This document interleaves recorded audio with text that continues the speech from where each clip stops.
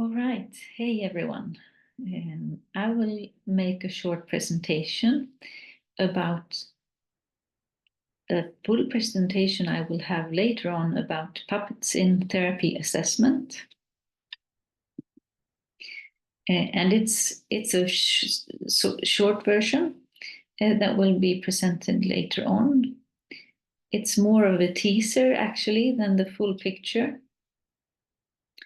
The full presentation will include several workshops on assessment and some knowledge on coding as well. So my name is Asa Viklund, and I'm an arts therapist and social worker. I work with child, adolescent, and family therapy in Gothenburg in Sweden.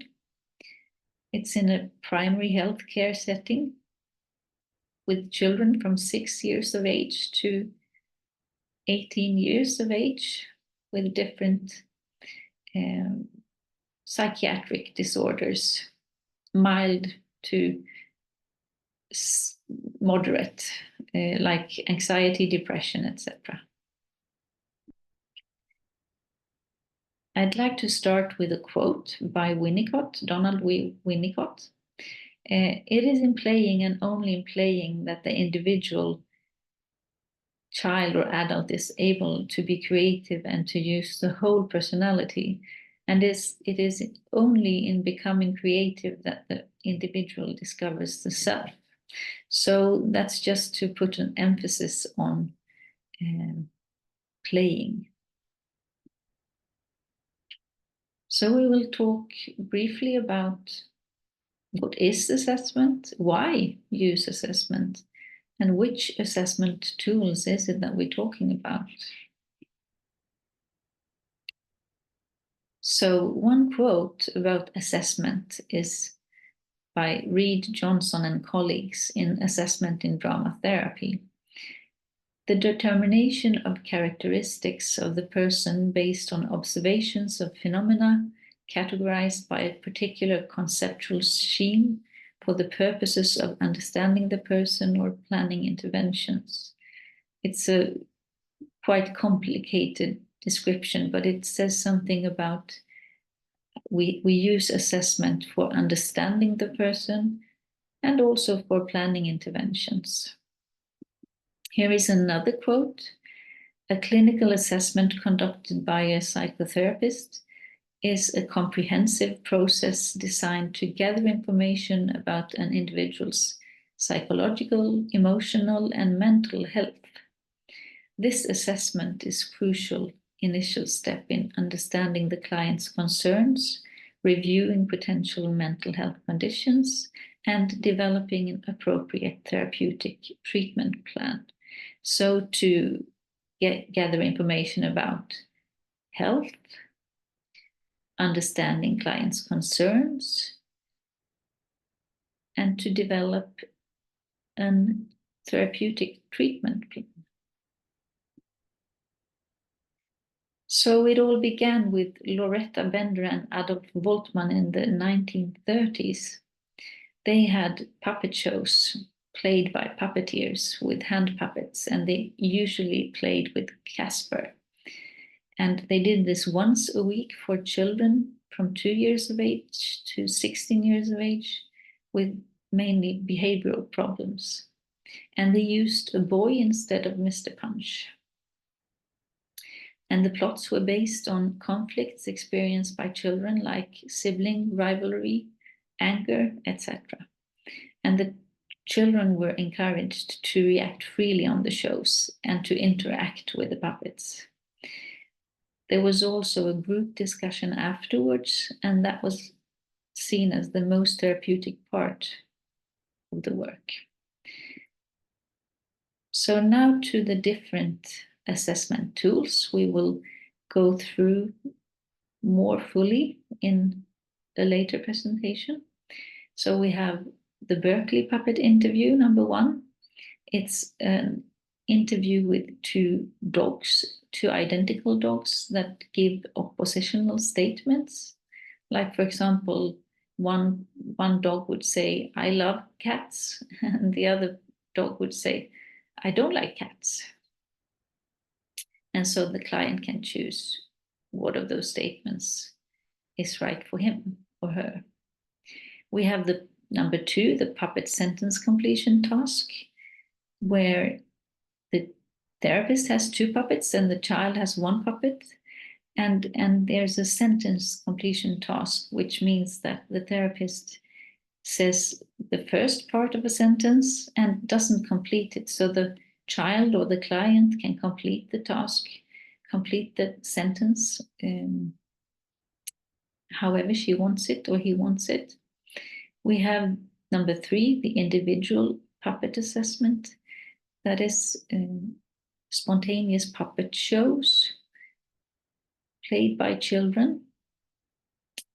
We have the puppet assessment interview, which is similar to the individual puppet assessment, but it is instead of the spontaneous puppet play, it's a TV format. So the child or the client makes up a TV show with the puppets. We have number 5, it's similar to puppet assessment interview. Instead of having 1 client, we have the family as client. So the whole family makes a TV show with puppets. We have the dreierdynamik, or the dynamics of 3, which uses 3 props and 3 puppets, and they play on an ironing board. So we also have the Ross family puppet technique, which plays up different conflict situations. And we have number 8, the affect in play scale, which uses 1 boy puppet, 1 girl puppet, and 3 blocks, building blocks. So now to some quotes about the story made by the client or the child. The hero may be 1 character, blends of many characters, all representing aspects of his personality. The therapist determines whether the child is aware of any real-life prototypes. The therapist also notes any feelings attributed to significant others. Further ideas can be gathered from the setting, ending, themes, titles, sequences, and variations in the story. This is by Eleanor Irwin.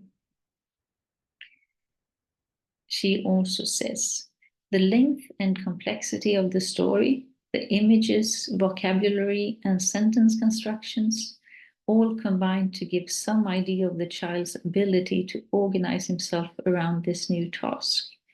The plot and subplots may be coherent, sequential, and logical with a satisfactory ending, or they may be confused, chaotic, ending in play disruption or magical solutions. Stories full of illogical sequences and confusion indicate that the child is unable to disguise unconscious impulses. Likewise, play disruption, emotional flooding, or acting out indicates that the child is no longer able to tolerate the anxiety which has been aroused by the story. So these are examples also of when it's not appropriate to use puppet therapy. You could use something else, some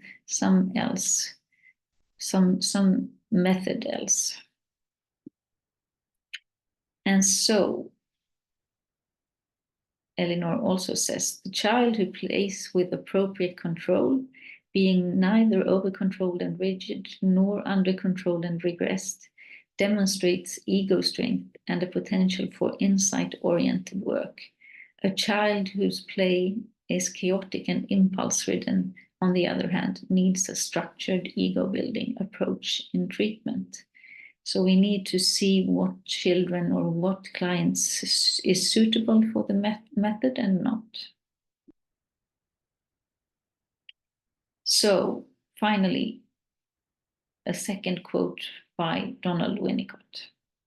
Psychotherapy takes place in the overlap of two areas of playing, that of the patient and that of the therapist.